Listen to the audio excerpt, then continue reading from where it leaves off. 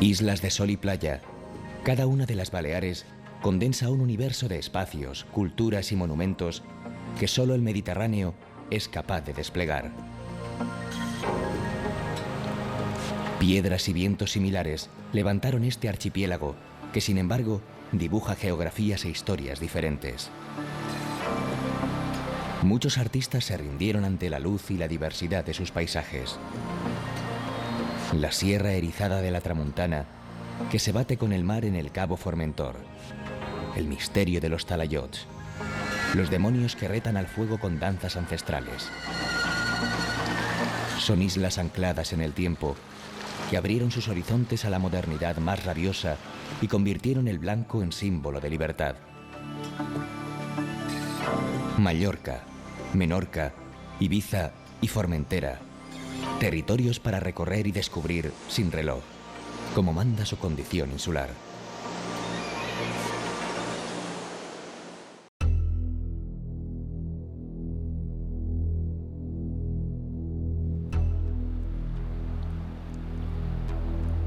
Mallorca, la mayor de las Baleares, tiene en su capital, Palma, la apretada síntesis de su pasado y futuro.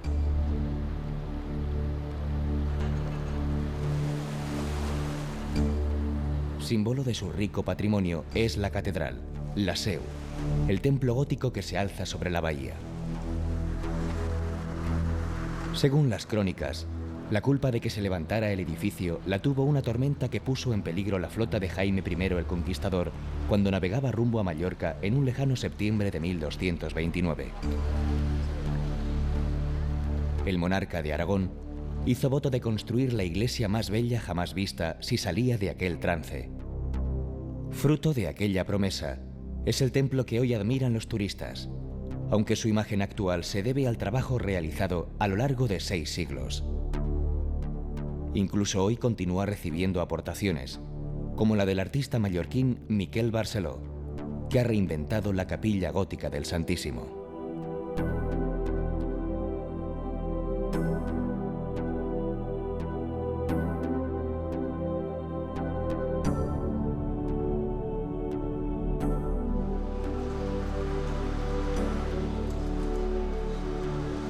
En los alrededores de la catedral se despliega la vieja Palma, con su entramado de callejuelas de sombra cómplice que esconden el perfil de galerías y palacios con escudos de armas.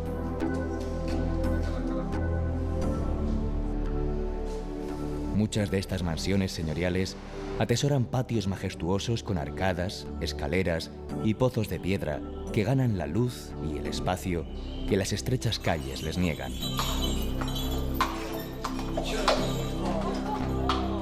Pugnando con esta sensación de tiempo detenido, proliferan modernos centros de arte que se aseguran de que Mallorca, además de ofrecer el encanto de sus playas y calas, reine también fuera de temporada.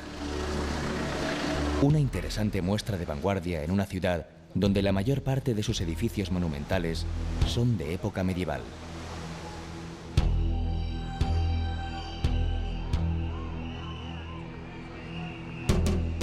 En la parte baja de Palma domina la columnata de la Lonja de los Mercaderes, junto al barrio de bares y restaurantes.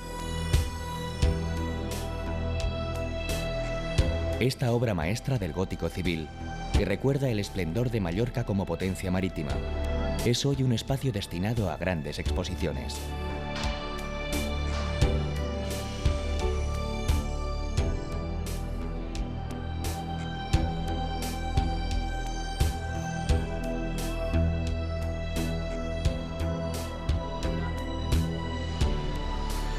La arquitectura modernista dejó en Palma el Gran Hotel, obra de Luis Domènech i Montaner, que acoge la sede de la Fundación La Caixa con exhibiciones de pintura.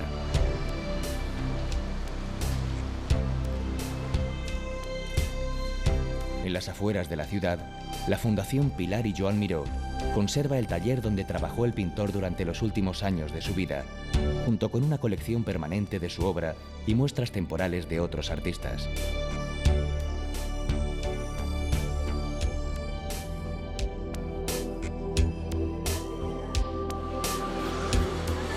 La célebre pasta dulce en forma de espiral se ha convertido en todo un símbolo de haber viajado a Mallorca cuando, como manda la tradición, los turistas abandonan la isla con las ensaimadas bajo el brazo.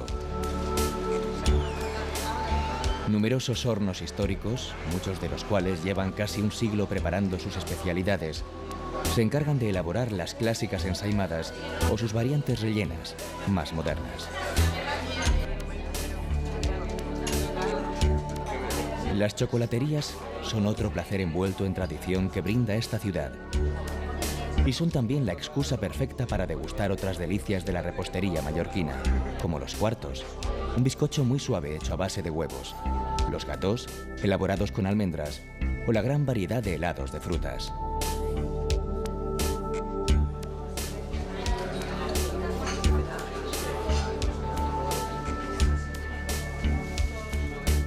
Siguiendo la línea del mar, todavía queda un último recurso al viajero que quiera llevarse en la retina la imagen de esta ciudad de contrastes. Tan solo hay que subir a la terraza circular del castillo de Belver, construido en el siglo XIII para cumplir la doble función de palacio y fortaleza. Desde aquí se domina toda la bahía y buena parte de la isla.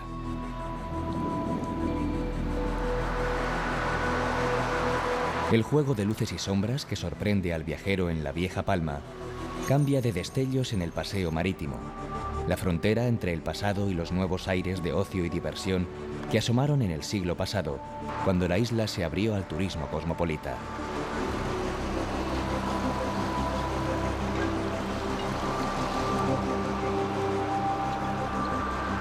Al borde de la bahía se localizan hoteles, terrazas, discotecas, restaurantes y bares que cierran con el alba y mantienen en alza la oferta turística de Palma que palpita a la luz de la luna.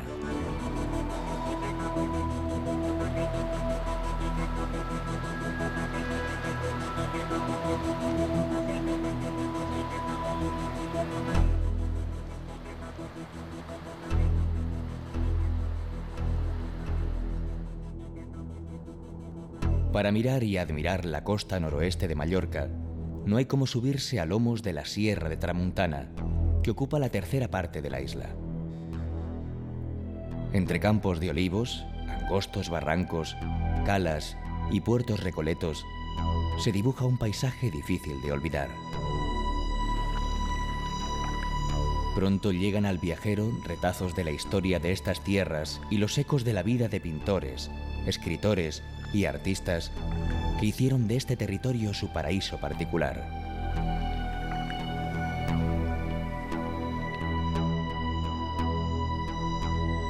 A pesar de ser una de las localidades más bellas de la zona, el nombre de Valldemossa está estrechamente vinculado a su cartuja, un edificio fundado por los monjes en el siglo XV.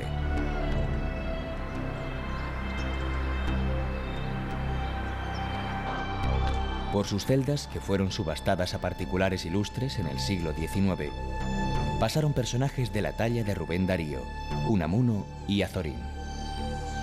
Aunque nada hace vibrar tanto el pasado como la estancia del pianista Federico Chopin con su amante, la escritora George Sand, que inmortalizara su viaje en el libro Un invierno en Mallorca. Además de este lugar de culto para los seguidores del músico polaco, Valldemossa es una de las mejores muestras de la arquitectura rural de la isla.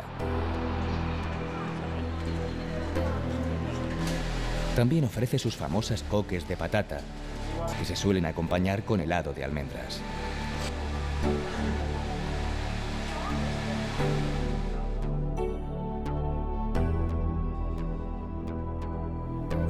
Son Marroch es uno de los palacetes construidos por el archiduque Luis Salvador de Habsburgo-Lorena, que popularizó esta costa como lugar de veraneo de la nobleza europea en el siglo XIX. Sobresale del conjunto el templete de mármol de Carrara, que el archiduque se hizo construir para contemplar la diversidad y la grandeza del paisaje, y en especial sus espectaculares puestas de sol. Aunque la protagonista indiscutible del entorno es la península de Sa Foradada, llamada así por el Furant, el increíble agujero que alberga.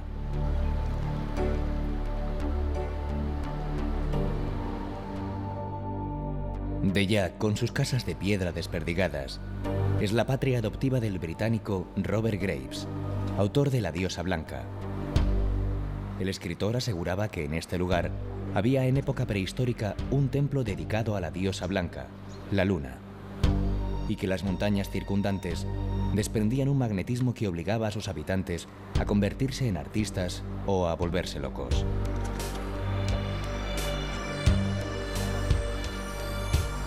En 1932 se mandó construir en las afueras del pueblo un caserón en piedra y teja, Cana Lluni, casa alejada en mallorquín, en el que vivió 50 años y donde redactó su célebre novela Yo Claudio.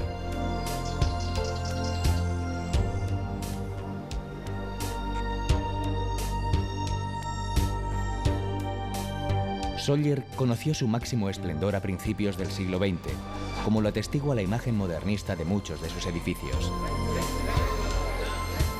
Completa esta imagen la estación del tren de Sóller, que une la ciudad de Los Naranjos con la capital de la isla desde 1912.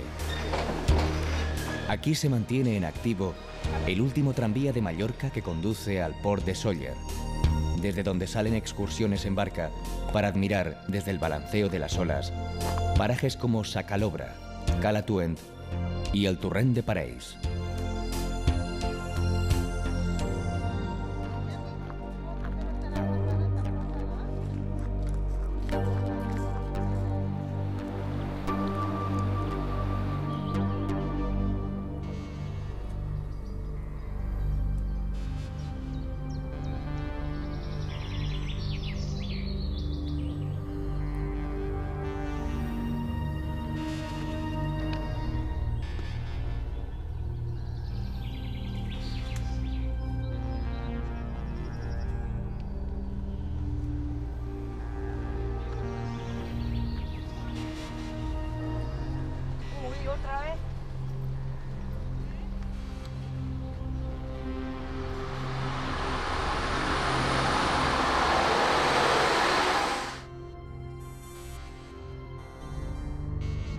Pollença marca el inicio del final de esta ruta por la Sierra de Tramuntana.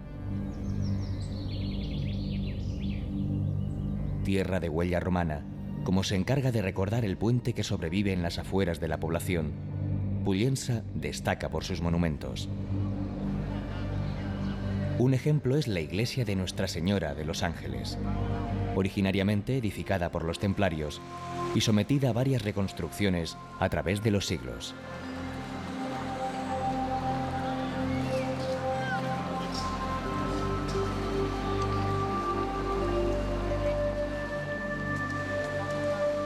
La parte elevada de la villa está presidida por las escalinatas del Calvari, con 365 peldaños.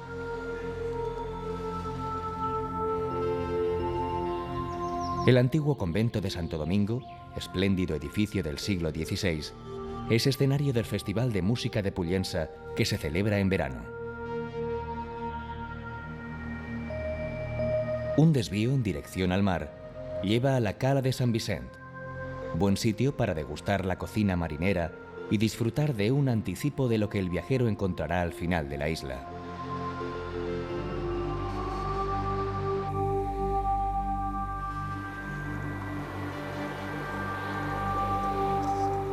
El port de Pollença es otro lugar con reminiscencias literarias.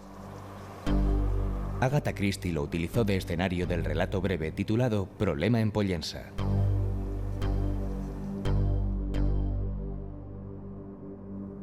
Y finalmente, el Cabo Formentor.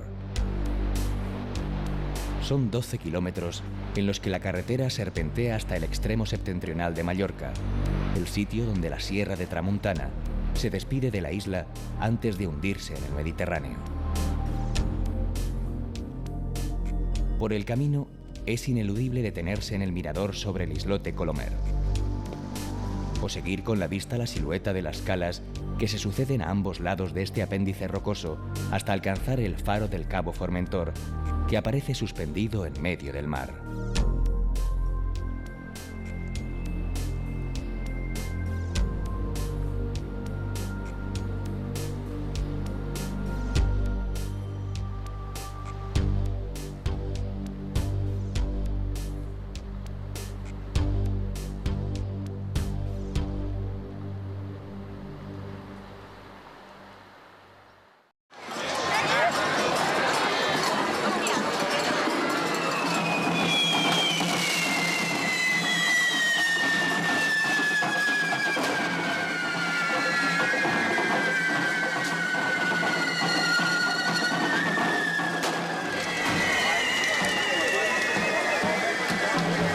endemoniada espera Mallorca la celebración de San Antonio Abad el 17 de enero, cuando media isla baila alrededor de enormes hogueras, al son que marcan los demonios que persiguen al santo protector de los animales.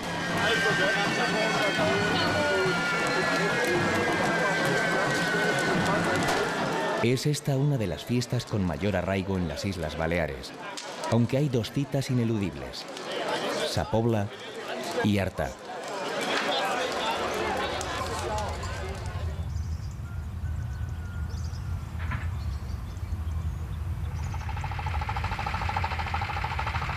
La víspera nada hace imaginar que algo vaya a enturbiar la quietud del lugar, hasta que cae la noche en Sa Pobla y comienza la rebetla o verbena de Sant Antoni, una de las noches más largas del año.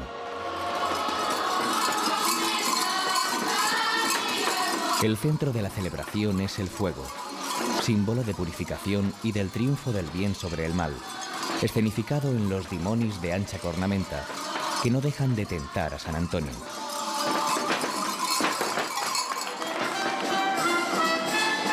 Junto a los demonios aparecen los caparrots, los cabezudos, poco frecuentes en las celebraciones de la isla. Mientras, los glosadors recorren las calles plagadas de hogueras para cantar sus versos improvisados sobre la vida del santo, acompañados por la ximbomba.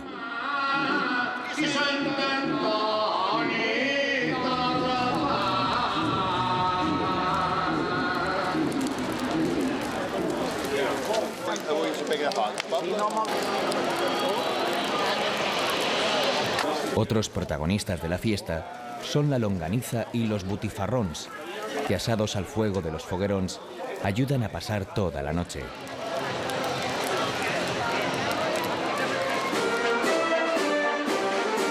El día siguiente es San Antonio y la festividad se hace más seria. Tienen lugar las beneides, la bendición de los animales domésticos y el oficio religioso en honor del santo. En Artà, una cabalgata recorre las calles con caballos y carrozas, representando escenas de la vida del ermitaño, que vivió parte de su vida de penitente en el desierto.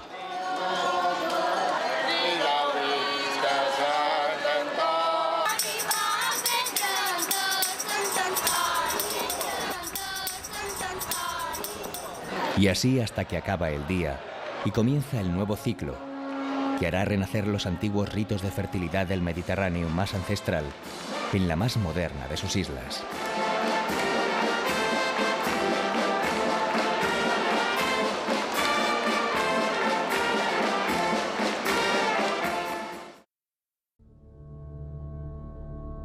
Menorca, la más oriental de las Baleares, respira personalidad por sus cuatro costados.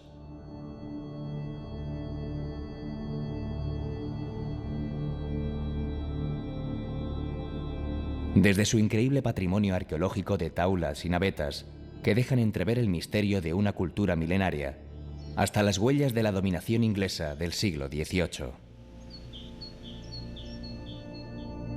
Vestigios de este pasado se pueden ver en su capital, Mahón, que mucho le debe a la presencia británica. Fue Sir Richard Kane, el primer gobernador, quien trasladó la capitalidad menorquina de Ciudadela a Mahón y organizó su trazado urbano, en el que aún pervive la arquitectura georgiana, el aire colonial y las ventanas de guillotina de las casas.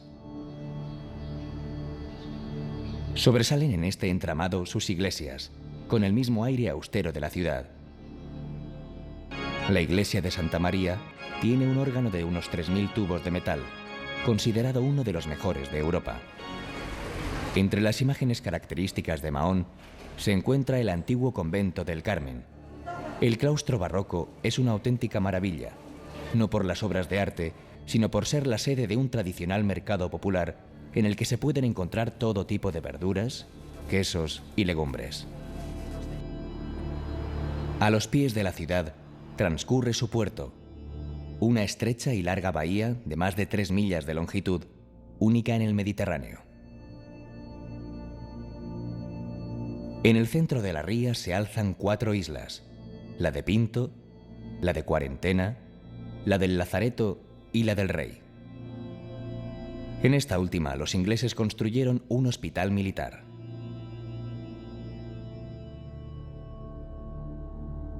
Abundan las calas en el interior de este estanque natural. Entre ellas, las más conocidas, son Cala Figuera y Cala Fonts.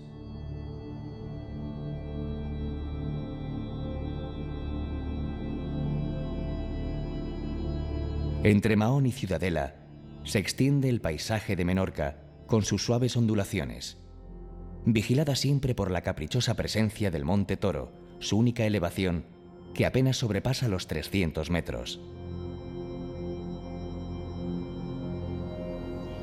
Es en esta Menorca interior donde reside su mayor misterio, en la variedad de monumentos prehistóricos que alcanzan el millar y que convierten la isla en un auténtico museo al aire libre. Son grandes piedras agrupadas de todas las maneras posibles que hablan de una cultura muy antigua. Las navetas, monumentos funerarios que deben su nombre a su semejanza con una nave invertida, se pueden ver en el conjunto de la naveta de Estudons.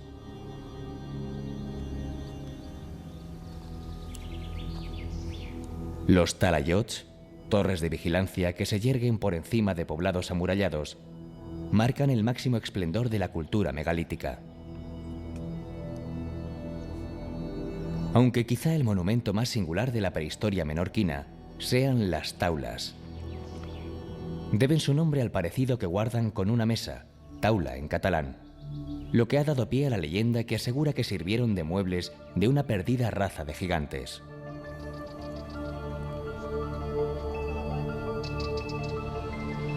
Unas y otras se pueden admirar en los yacimientos de Trepucó, Torre d'en Gaumès, Talatí de Dalt o Torralba. También impresionan las agrupaciones de cuevas de enterramiento como Cales Coves o Cala Morel, que excavaron los primitivos habitantes de la isla en los taludes de acantilados y barrancos.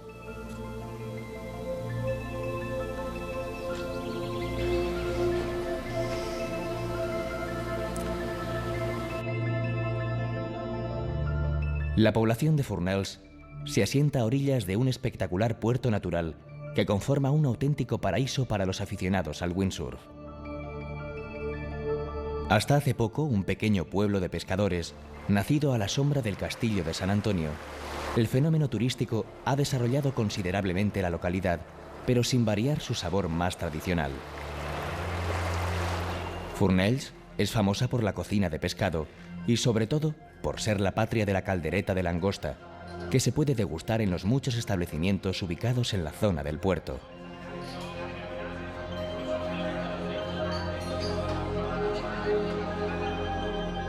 Otro de los atractivos de Menorca son sus calas y playas, que contemplan imperturbables el cíclico vaivén de las aguas cristalinas.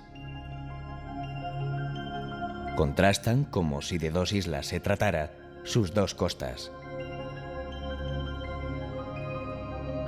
Siguiendo la línea del mar, por el norte o por el sur, se llega al mismo punto, Ciudadela, en el otro extremo de la isla.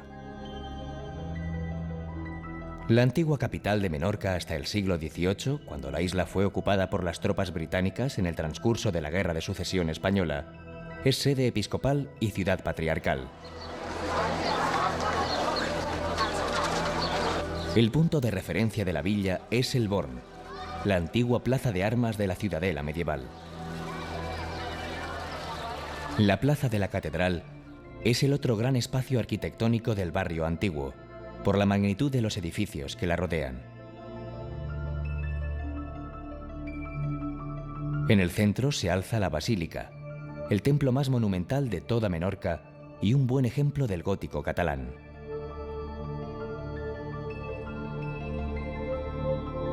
Las referencias históricas se trastocan en ambiente nocturno en su puerto, donde florecen bares y discotecas y se mezclan los pescadores madrugadores con los noctámbulos. Al final del puerto, en el Pla de Sant Joan, tienen lugar los famosos juegos ecuestres de la noche de San Juan.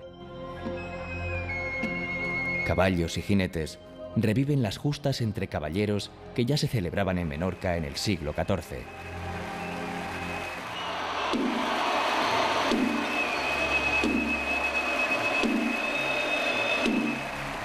Aunque la fiesta empieza el domingo anterior al 24 de junio, con el Día de Své, cuando un hombre cubierto con pieles y portando sobre sus hombros un cordero vivo, recorre las calles de la señorial ciudadela, invitando a los representantes de todos los estamentos de la vieja sociedad a sumarse a la fiesta.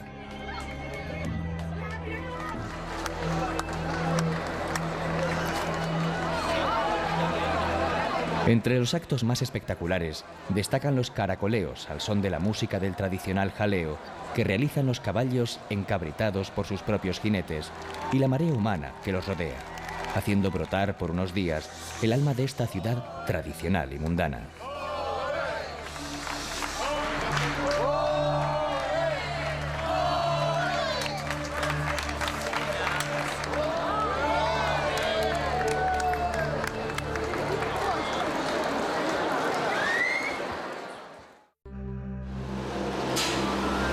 Menorca es célebre por la polémica que le atribuye la invención de la salsa mahonesa, que popularizara la Francia de Richelieu después de que éste tomara la isla en 1756. Pero en lo que no hay lugar a dudas es en la paternidad del queso de Mahón, con denominación de origen desde 1980. Aunque es en Alayor donde se concentra la mayor producción, el queso debe su nombre a la costumbre de las autoridades portuarias de identificar todas las exportaciones que se realizaban con el nombre del puerto de procedencia, Mahón. Elaborado con leche de vaca, su rasgo más característico son las marcas que deja el paño de algodón o fogacher atado por sus 4 puntas para comprimir el cuajo y quitarle el suero.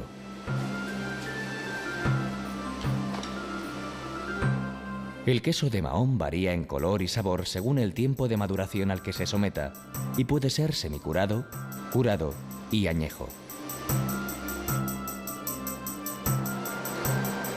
Otro producto típicamente menorquín es el gin, ginebra elaborada a partir del vino de uva y aromatizada con enebro.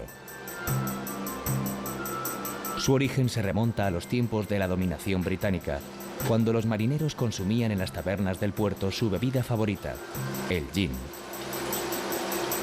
Aunque este aguardiente era desconocido en la isla, pronto se ideó la forma de fabricarlo artesanalmente, importando bayas de enebro de los Pirineos y elaborándolo con aguardiente de vino y no de cereal. A principios del siglo XX nació el gin Xoriguer, con su curioso embotellado, que aún mantiene las destilerías en el puerto de Mahón.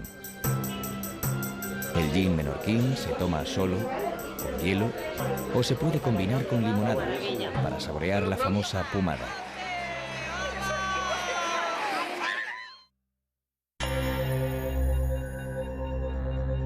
Isla insomne como pocas, Ibiza es famosa por sus hermosas playas y parajes naturales y su inigualable ocio nocturno. Pero esta es solo una pequeña parte de la realidad. Ibiza guarda en su capital la herencia de un intenso pasado histórico que ha sido declarado Patrimonio de la Humanidad.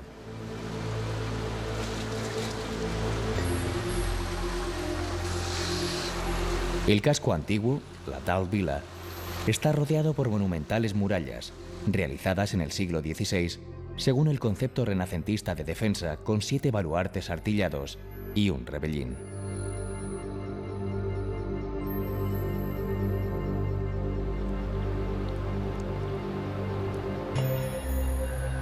El portal de Ses Taules es la entrada principal del recinto. Detrás se esconde un barrio lleno de calles blancas con bugambillas, entre las que se alzan algunos de los monumentos más emblemáticos de la villa de Ibiza. Entre ellos, la catedral, construida entre los siglos XIV y XVI. Junto al pie de esta histórica colina, se extiende justo lo contrario, el antiguo arrabal de la Marina. Pero la ruta nocturna tiene su colofón en las discotecas que se precian de ofrecer la noche más larga del Mediterráneo. Es esta la cara más conocida de Ibiza, con su ir y venir por los locales de marcha de los mejores DJs de Europa.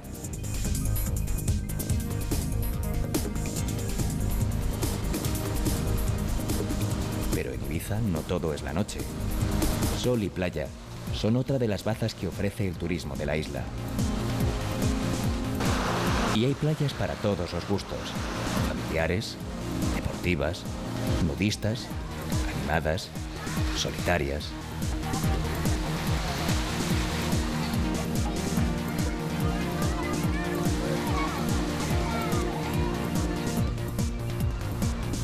Sus 572 kilómetros hacen que ninguno de estos escenarios quede lejos, y cualquiera de ellos tiene un toque mágico, como el de Cala d'Hort, desde donde se admira el islote de Esvedra saliendo del mar.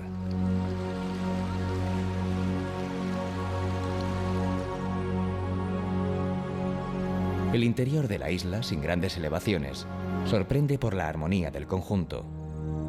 Los valles aparecen salpicados por antiguas casas rurales que se integran al paisaje. Y en los pequeños pueblos sobresalen iglesias que, por su carácter defensivo, se sitúan en lo alto de colinas. Todavía es apreciable el modo de vida hippie que se puso de moda en los años 70 en mercadillos como el de Las Dalias, en San Carles de Peralta.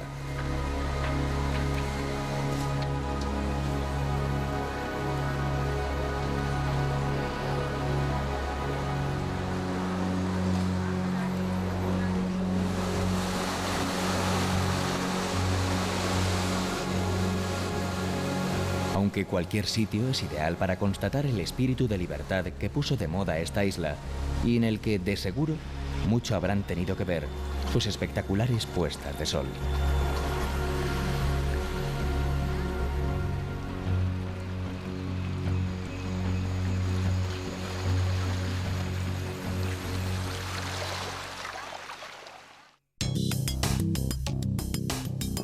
De Ibiza a Formentera se llega navegando por el canal de Freus. Nada más desembarcar en la Sabina, se percibe una sensación diferente, una quietud especial. Considerada el último paraíso del Mediterráneo, lo cierto es que Formentera es uno de los enclaves menos urbanizados de las Baleares. Aguas color turquesa y playas de arena fina son la principal característica de un litoral que se mantiene salvaje, tan solo salpicado por la presencia de algún chiringuito en el que poder degustar las excelencias de la gastronomía local. Es el caso de la curiosa ensalada payesa, elaborada con pescado previamente secado en los árboles. El islote de Espalmador, junto con Espardell y Sa Torreta, conforman una instantánea de gran belleza.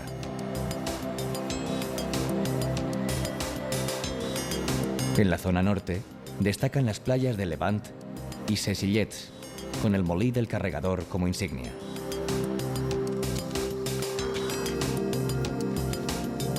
En el sur se extiende Migjorn, el arenal más largo de la isla.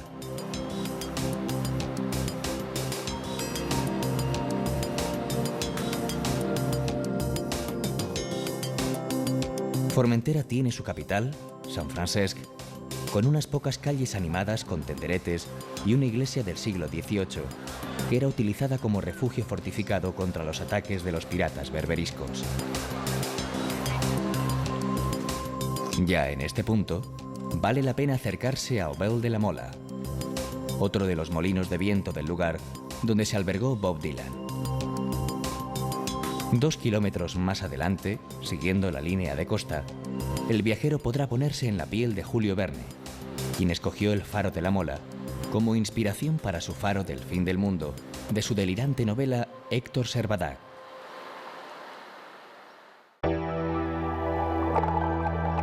Surgidas del fondo del océano, nacidas del impulso creador de las contracciones volcánicas, las Islas Canarias fueron para los antiguos el perdido Edén, los campos elíseos, el fin del mundo, allí donde el mar ya no es navegable. La naturaleza depositó en ellas algunos de sus más preciados dones, y la mano del hombre ha sabido arrancarles laboriosamente sus tesoros. Para el viajero actual, las playas y la bonanza de su clima son algunos de sus más importantes reclamos.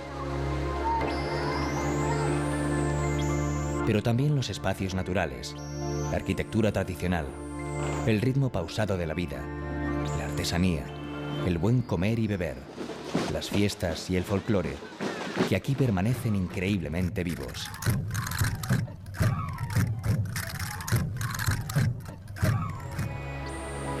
Las Palmas, la provincia más oriental, está compuesta por las islas de Gran Canaria, Fuerteventura, Lanzarote y La Graciosa.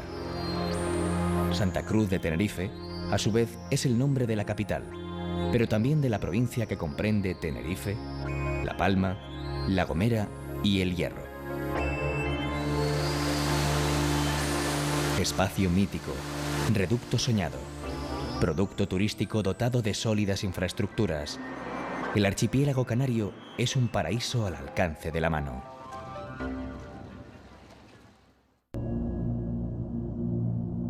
Unamuno lo definió certeramente: tempestad petrificada.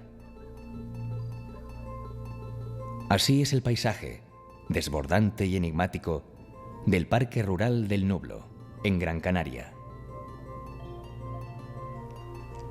Lo que hoy vemos en esta enorme caldera de Tejeda, abierta en medio de la redondeada isla, se ha formado, según el biólogo canario Antonio Machado, en los 2 últimos millones de años, debido a los deslizamientos, desplomes y erosión. Tiene 20 kilómetros de diámetro. Antes se había producido el ciclo de erupciones volcánicas explosivas más violento de Canarias. No es de extrañar que los aborígenes erigieran aquí algunos de sus lugares de culto, llamados Almogarén. Uno de los más importantes es el del Roque de Ventaiga, sobresaliente espigón, igual que el emblemático Roque Nublo. Ni tampoco sorprende que en sus cumbres buscaran el último de los refugios. Desde aquí podían contemplar no solo el resto de su territorio, sino el picudo perfil del Teide, en la vecina Tenerife. El fascinante universo sigue, por fortuna, poblado. Algo más de 4.000 personas, repartidas en pagos y caseríos, con interesantes muestras de arquitectura popular.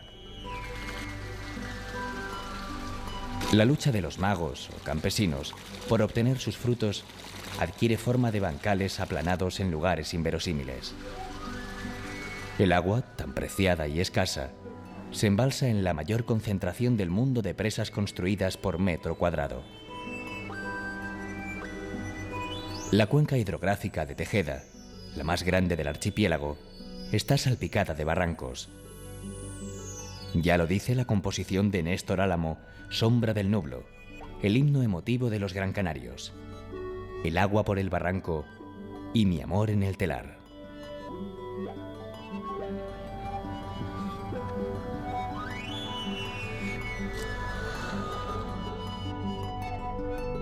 El núcleo fundacional de la capital, Las Palmas de Gran Canaria, es el barrio de Vegueta.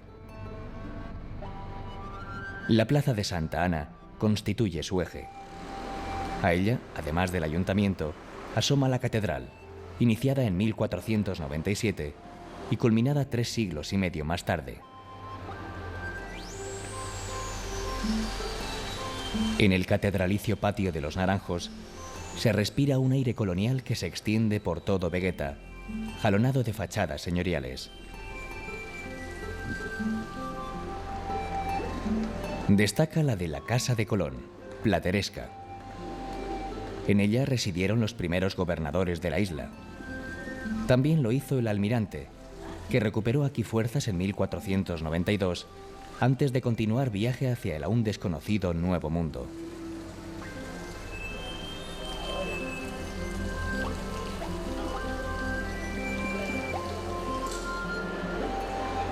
Al otro lado del cubierto barranco de Guiniguada está el barrio de Triana, comercial y bullicioso, en el que se alza un señorial teatro, que lleva el nombre de un gran canario universal, Pérez Galdós.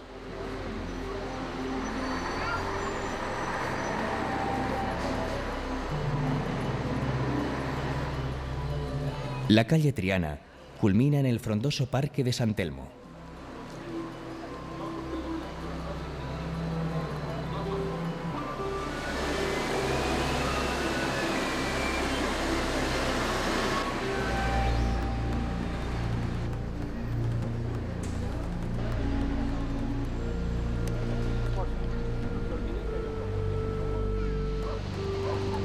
Las Palmas cuenta con una excepcional playa urbana, Las Canteras, en la que la vida se sucede casi ininterrumpidamente, cambiando de ritmo según la hora del día.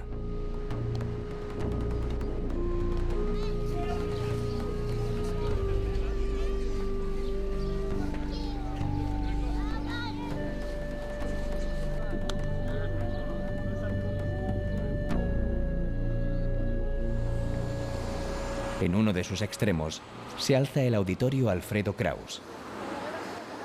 Diseñado por Óscar Tusquets, destaca el lucernario y sobre todo la sala sinfónica, en la que el océano se convierte en parte del espectáculo.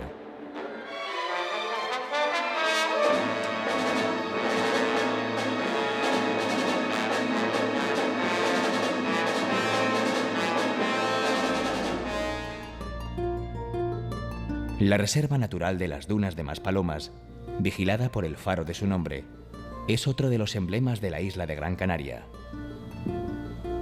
Viendo su perfil ondulado, pareciera que la imagen más atractiva del vecino Sáhara ha cruzado el Atlántico.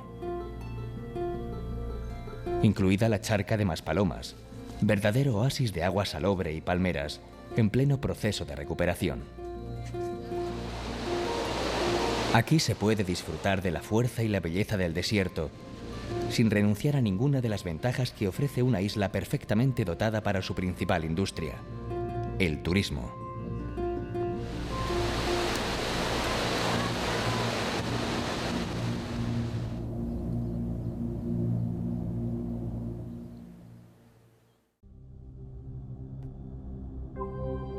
En el Parque Nacional de Timanfaya, invade al viajero una sensación contradictoria.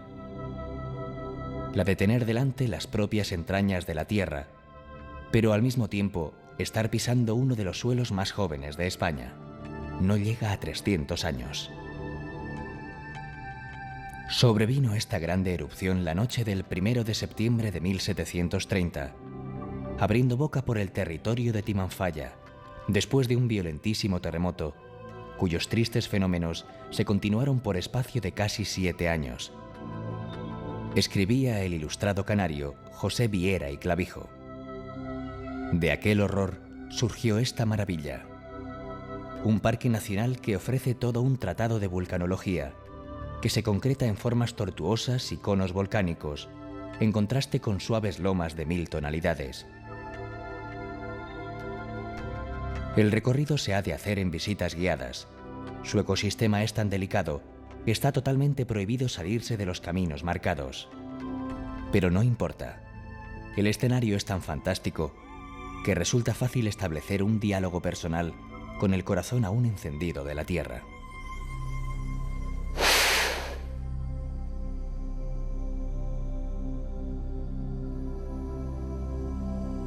La lava incandescente anegó una cuarta parte de la más feraz superficie de la isla. Pero lo que en un principio fue la pilla arrasador, ceniza destructora, acabó convirtiéndose en la base de sus cultivos. Los lanzaroteños, que siempre habían tenido que ingeniárselas para arrancar duramente el fruto a su parco suelo, descubrieron que la fertilidad se encontraba en lo más hondo, apartando el picón y plantando la vid allá dentro. El abrigo volcánico absorbe la humedad de las escasas lluvias, de los vientos alisios del Atlántico y del rocío de la mañana, evitando que se evapore el agua.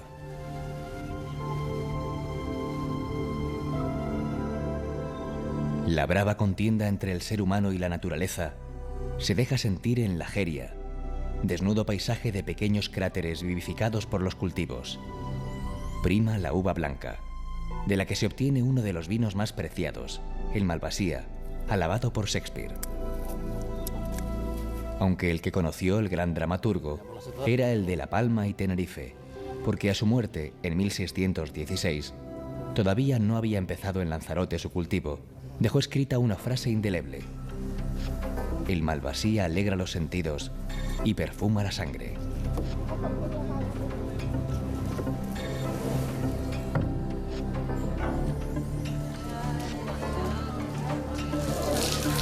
En La Jeria se ubica una bodega que lleva su nombre. Fundada en 1775, es la más antigua de Canarias.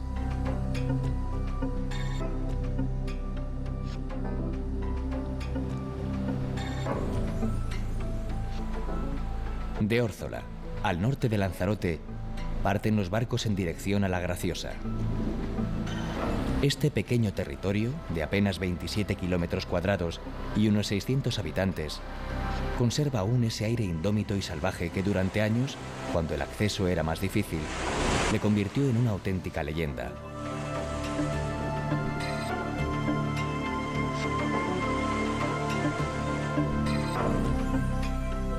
Caleta de Sebo es el único núcleo habitado, mientras que en Pedro Barba las casas se abren en Semana Santa y verano fundamentalmente.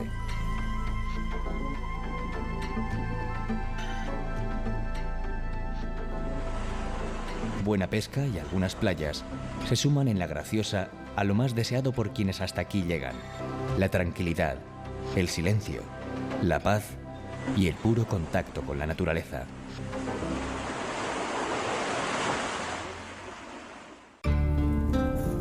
Los molinos de viento salpican el paisaje majorero. En los molinos se molía, una vez tostado, tanto trigo como maíz o centeno, con el fin de obtener gofio.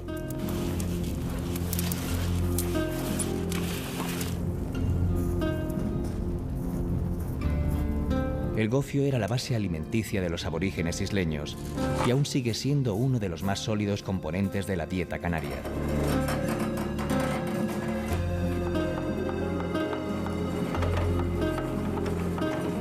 Se toma disuelto en leche, pero también amasado con caldo de pescado, en forma de escaldón, y como postre mezclado con miel.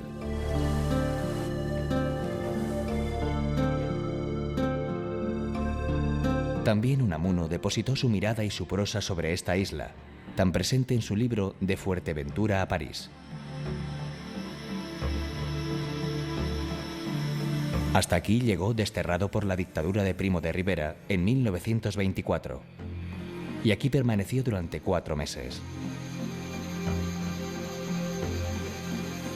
En la capital, Puerto del Rosario, hay un museo a él dedicado, en la que fuera la fonda que le albergó.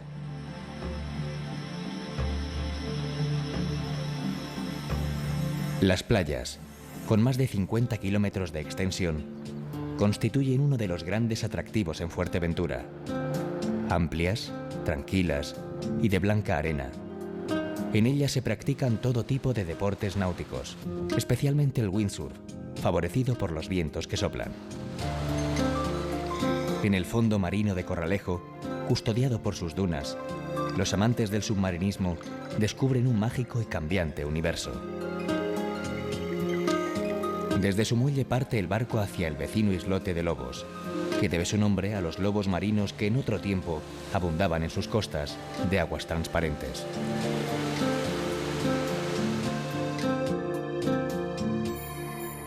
A Fuerteventura arribaron, en 1402, los normandos Jean de Betancourt y Gadifer de la Salle, adelantados de la conquista del codiciado archipiélago. 2 años después, Betancourt fundó Betancuria. A pesar de que quiso erigirla en un lugar inaccesible, en 1539 fue arrasada por corsarios berberiscos.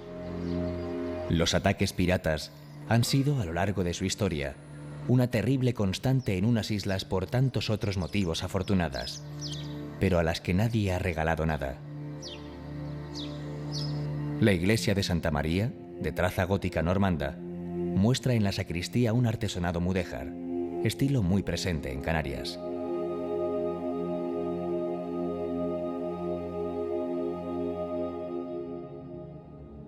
El municipio de Pájara, al sur, cuenta con excelentes playas. En la península de Jandía se puede elegir entre Sotavento y Barlovento. En esta última, a poniente, además de la suave arena y del embaravecido océano, se disfruta de unos espectaculares atardeceres que miran hacia las islas hermanas.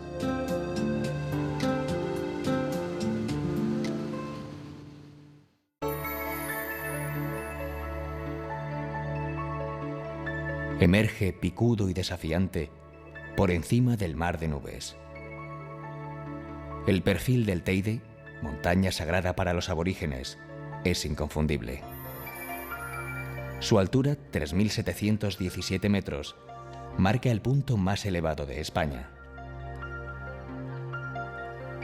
El Parque Nacional del Teide abarca 13.500 hectáreas. Mítico bocado abierto en el corazón de la isla, la antigua caldera de las Cañadas es un gigantesco circo de 16 kilómetros de diámetro.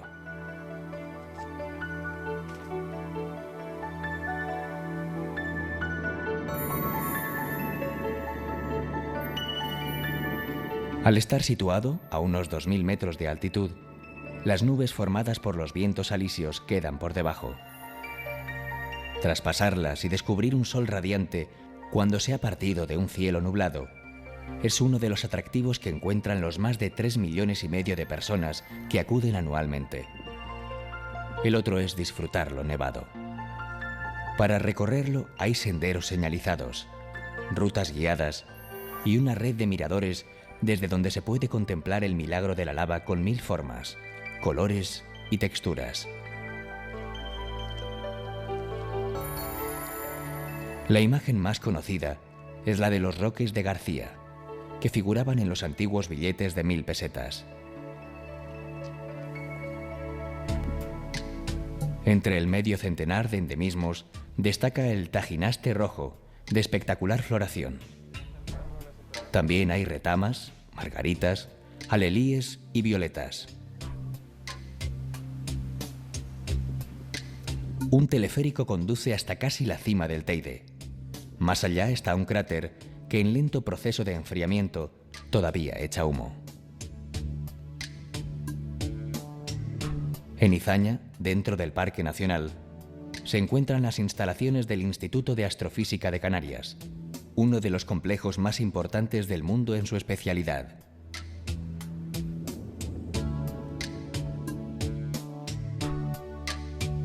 La capital, Santa Cruz de Tenerife, es una ciudad comercial, abierta y asequible.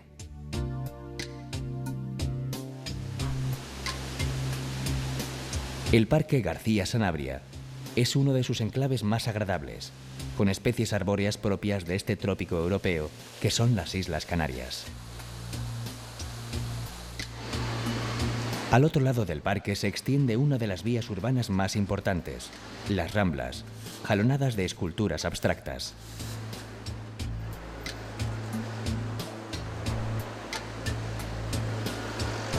Muy cerca está la entrañable Plaza de los Patos, de reminiscencias andaluzas y bancos revestidos de azulejos.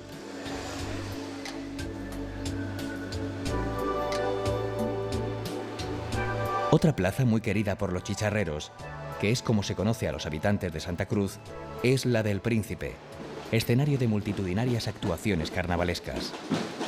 Porque no se concibe esta urbe cosmopolita y atlántica sin su carnaval, cuya fama ha traspasado todas las fronteras.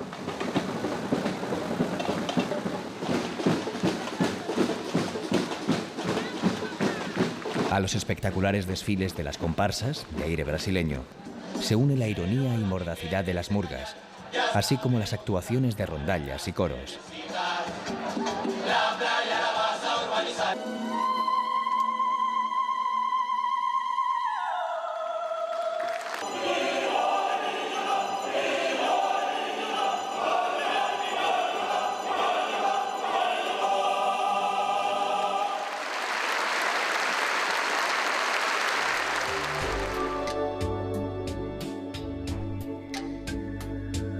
La primera capital de la isla, San Cristóbal de la Laguna, fue trazada de nueva planta a finales del XV, albergando durante 3 siglos el poder real y el militar. Todo ello, para mejor vivir, salpicado de paraísos, flamboyanes, laureles de Indias y verodes.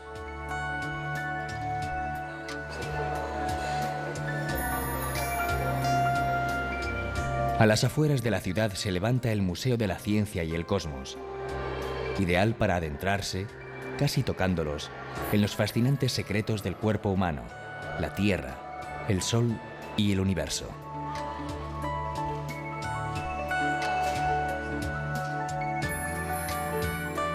Nacido en el siglo XVI como embarcadero para la abundante producción agrícola del fértil valle de la Orotava, el puerto de la Cruz es uno de los enclaves turísticos más conocidos de Tenerife.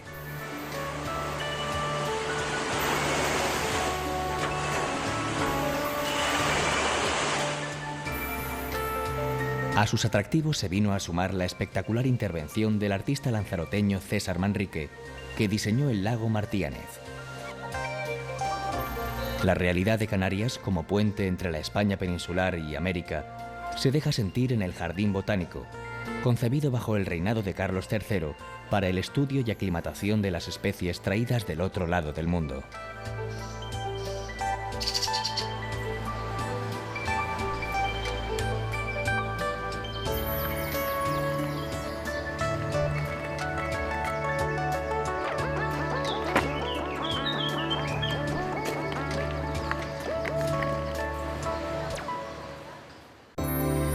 El tinerfeño Pico Teide parece mirar desde su altura la vida de la vecina isla de La Gomera, surcada de valles y barrancos en los que se han aplanado trabajosamente bancales para los diferentes cultivos. Auténtico paraíso de la naturaleza, su principal tesoro es el Parque Nacional de Garajonay, donde la realidad está a la altura de la leyenda. Su nombre, sonoro como casi todos los términos aborígenes canarios, habla del amor entre Gara y Jonay. Ella era hija de una princesa gomera, él, vástago del Mencey de Adeje, en Tenerife.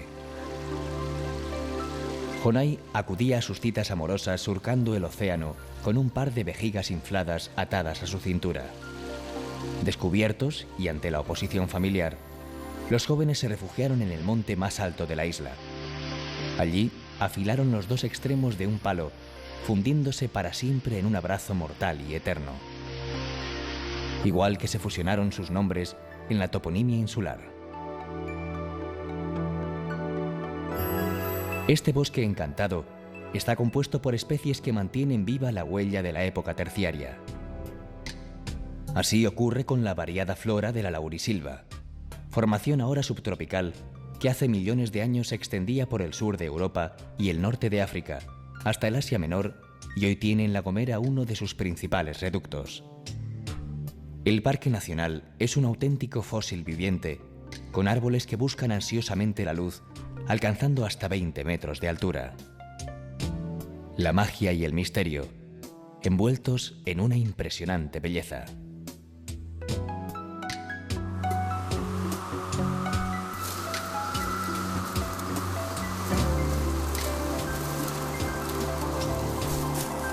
En algunos núcleos entre Alojera, Tazo y Epina existen grandes plantaciones de palmeras, de las que se obtiene el guarapo o miel de palma, en un proceso similar al que llevaban a cabo los aborígenes gomeros.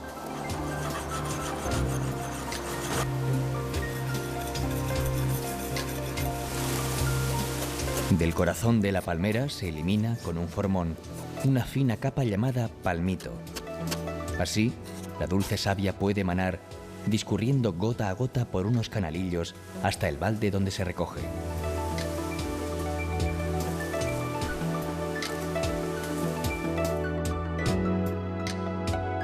A la mañana siguiente, antes de que salga el sol y el calor lo estropee, se retira el líquido manado durante toda la noche. El guarapo tiene un sabor vegetal y propiedades digestivas. Hervido se convierte en miel de palma, dorada y de suave textura, menos dulce que la miel de abeja.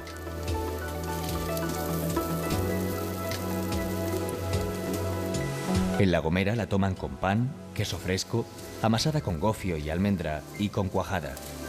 También la utilizan para hacer turrón.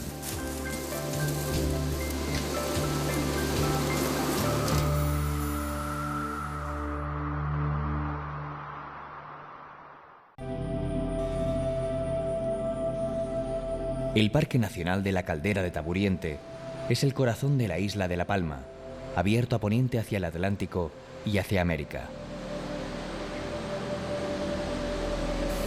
Una herida gigantesca echa vida entre espectaculares bosques de pino canario, helechos, codesos y retamones, nutridos por cascadas, torrentes y riachuelos.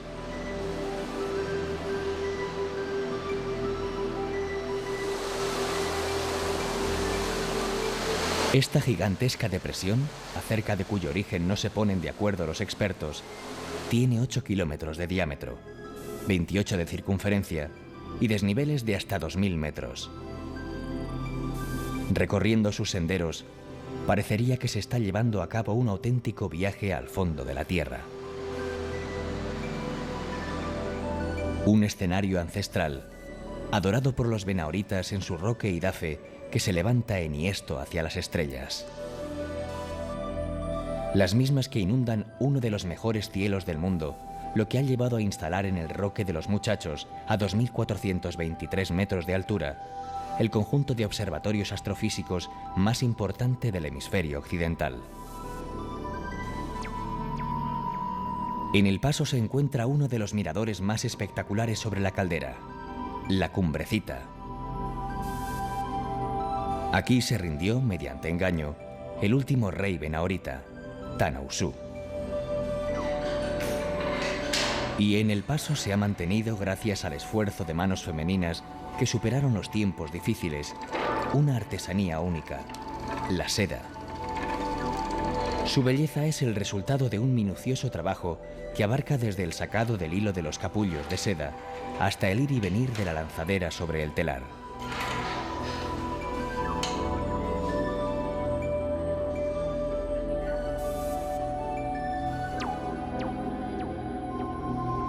En Fuencaliente, la tierra rugió por última vez sobre suelo español en 1971. Era el volcán Teneguía, y los palmeros no parecían tenerle miedo. Antes bien, acudieron en masa para formar parte de un momento histórico y espectacular. Creció el perfil de una isla que es la más alta del mundo en relación a su perímetro. Aumentaron las tierras de labor en un espacio minuciosamente trabajado por sus activos habitantes, y se añadió un atractivo más a un paraíso rebosante de ellos.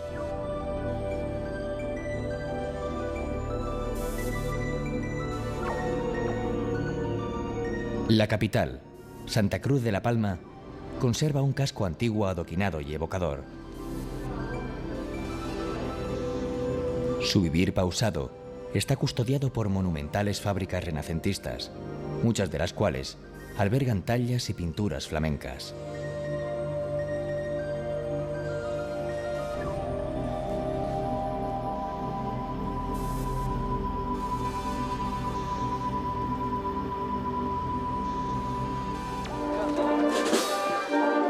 Hasta aquí es traída desde su santuario cada 5 años la imagen de Nuestra Señora de las Nieves. Son las fiestas lustrales de la bajada, que comienzan con la romería en la que se trasladan, desmontadas, las 42 piezas de plata del trono. Las verdes plataneras y el azul atlántico custodian su paso. Hasta la bajada de la Virgen, en una procesión igualmente multitudinaria, se suceden la singular y emotiva danza de enanos, el minué y el carro alegórico. Así evocan los palmeros desde 1680 la intervención milagrosa de su patrona durante una terrible sequía que asolaba la isla.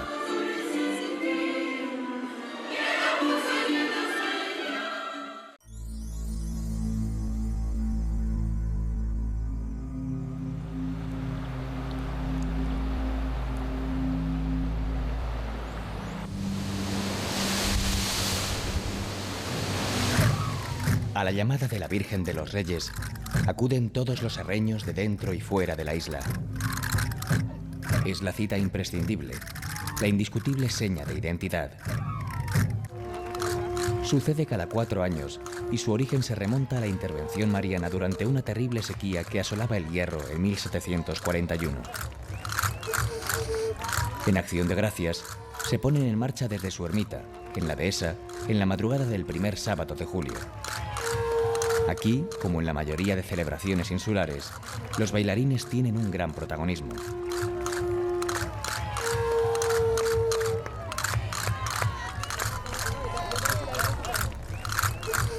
Durante todo el camino, que se prolonga a lo largo de más de una treintena de kilómetros por la espina dorsal de la cumbre, no cesan de bailar, lanzando vivas y haciendo repicar sus castañuelas. Bombos y flautas constituyen el complemento sonoro. Cerca de la ermita de Nuestra Señora de los Reyes, en la dehesa, se alzan las sabinas. Estos árboles entregados pero firmes, escuetos, doblados aunque nunca doblegados, afrontan el fuerte viento mientras miran desmayadamente al Atlántico.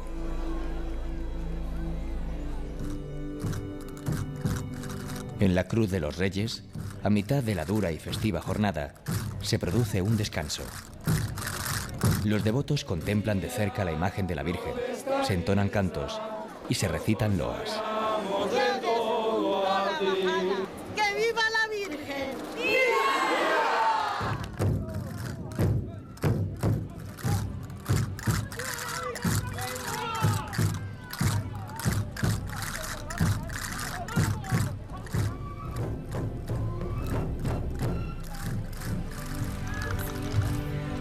En el horizonte está la capital, Valverde, y allí la iglesia de la Concepción, que aguarda a la patrona herreña.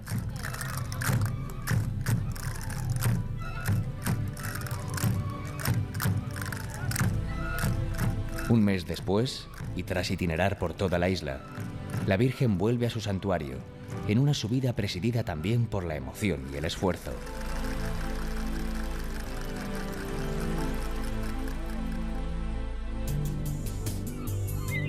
El faro de Orchilla marcó hasta 1884 el paso del meridiano cero. Su perfil parpadeante se eleva sobre la más occidental de las tierras de España. Más allá, al otro lado de la mar Océana, está América.